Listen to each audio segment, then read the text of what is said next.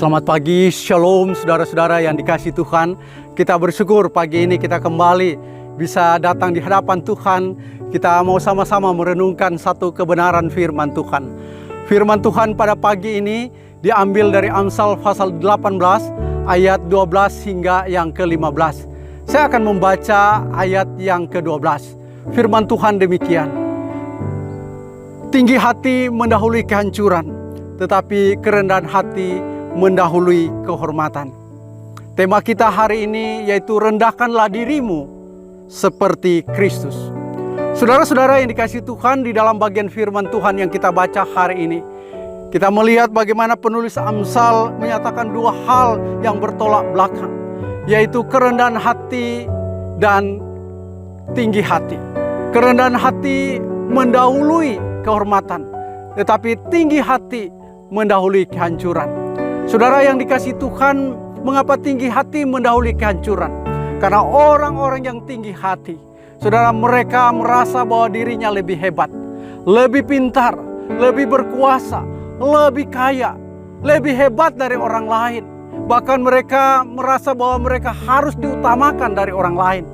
Orang yang tinggi hati, mereka akan sulit untuk melayani, mereka akan sulit untuk mengasihi. Bahkan orang-orang yang tinggi hati, mereka sulit untuk mempercayai akan kuasa Tuhan.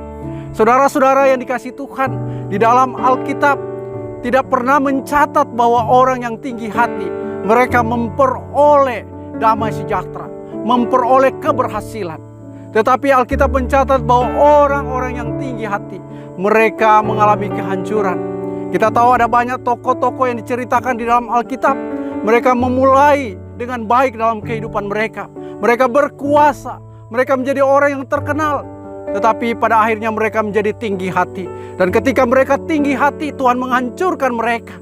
Saudara-saudara yang dikasihi Tuhan, oleh karena itu sebagai anak-anak Tuhan, marilah kita belajar untuk merendahkan diri kita. Rendah hati adalah sesuatu yang sangat penting. Itulah yang diteladankan oleh Tuhan Yesus bagi kita. Di dalam Filipi pasal yang kedua, ayat ke-6 dan ayat yang ke-7 mengatakan bahwa Kristus dia adalah Tuhan, tetapi dia merendahkan diri serendah-rendahnya, menjadi manusia, menghambakan diri. Yesus yang adalah Tuhan saja mau merendahkan diri. Bagaimana dengan kita, saudara? Saudara, orang yang rendah hati akan lebih mudah untuk mengasihi.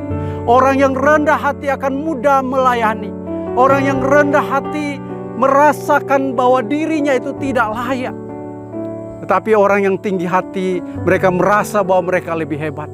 Karena itu sebagai anak-anak Tuhan, mari kita meneladani apa yang telah diteladankan oleh Tuhan kita Yesus Kristus. Dia adalah Tuhan tetapi merendahkan diri. Kita siapa di hadapan Tuhan? Kita hanyalah manusia yang tidak layak. Kita hanyalah manusia yang akan binasa. Tetapi kasih Tuhan itulah yang membuat kita dilayakkan oleh Tuhan. Karena itu kita mau bersyukur kepada Tuhan untuk anugerah Tuhan dalam hidup kita, sembari kita merendahkan diri di hadapan Tuhan. Kiranya Tuhan memberkati kita semua. Mari kita berdoa. Bapa di surga, berilah kepada kami kerendahan hati. Biarlah hati kami boleh sungguh-sungguh memiliki hati yang memiliki kerendahan hati, sehingga nama Tuhan boleh dimuliakan melalui hidup kami. Terima kasih Tuhan untuk firman-Mu hari ini. Di dalam nama Tuhan Yesus kami berdoa. Amin.